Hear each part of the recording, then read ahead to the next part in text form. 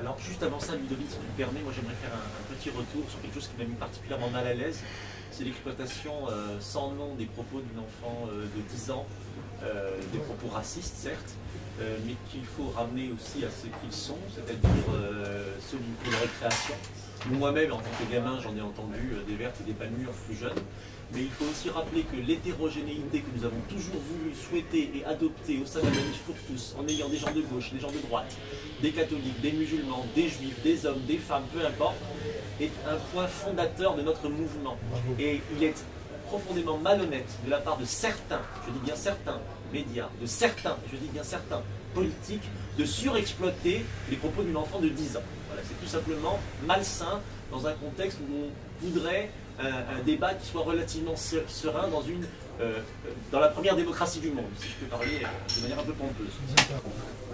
Quelle est votre réaction aux propos racistes qui ont été tenus devant Mme Taubira? Alors, cette petite fille de 10 ans a tenu un propos qui est évidemment absolument déplacé.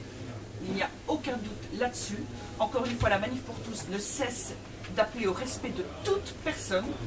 La Manif pour tous a organisé, je le rappelle, des centaines d'événements, a réuni des millions de personnes en France depuis plus d'1 an. Il n'y a jamais eu un propos, une banderole, un message, un propos de porte-parole, de représentant de la Manif pour tous qui ait été déplacé. Cette petite fille d'une dizaine d'années, quand on regarde la vidéo, manifestement tout le monde crie, tout le monde est tourné vers les bâtiments qui sont là, et ni les policiers, ni les adultes ne semblent avoir entendu. Merci de ne pas faire confusion entre un cas isolé d'un enfant et l'ensemble du mouvement qui est, je le répète, qui a fait ses preuves en termes de respect de tous et de chacun. L'amalgame entre soi-disant des militants et une petite fille de 10 ans est absolument scandaleux. Encore une fois, je répète que je condamne ce propos, bien évidemment.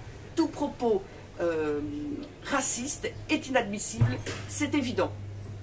Néanmoins, soyons exacts, quand je vois, j'entends la dérive xénophobe dans la société française, etc., attention de ne pas instrumentaliser ce qui est le propos d'un enfant, un propos malheureux et que nous dénonçons et condamnons, c'est clair, mais qui est un propos isolé.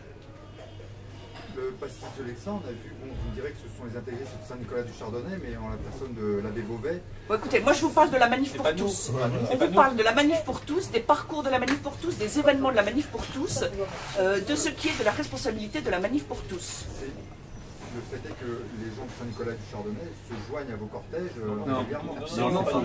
Ils intègrent au moins vos cortèges. Non. Dans nos cortèges, on n'a jamais relevé un propos, monsieur, qui ait été problématique. Il n'y a jamais eu de propos, de banderoles, de messages, de pancartes.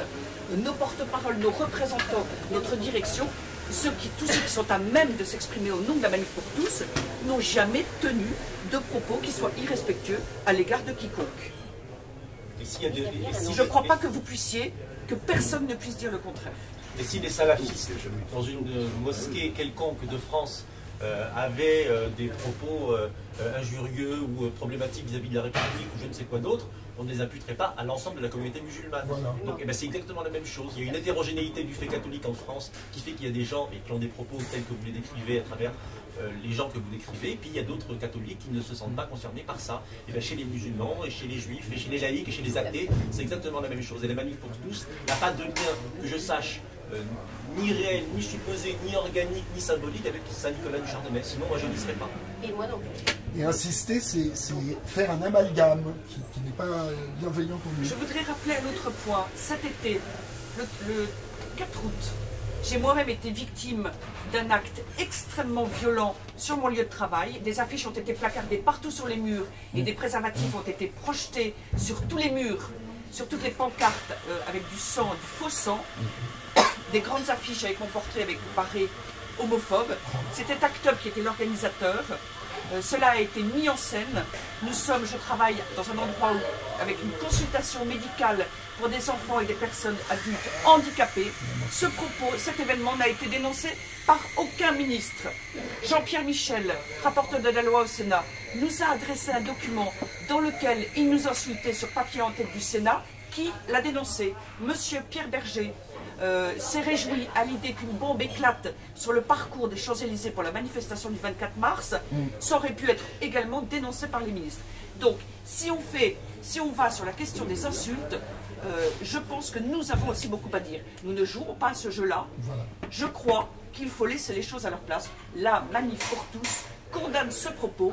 Ne l'attribuons pas à l'ensemble du mouvement de la Manif pour tous. Ce serait absolument scandaleux.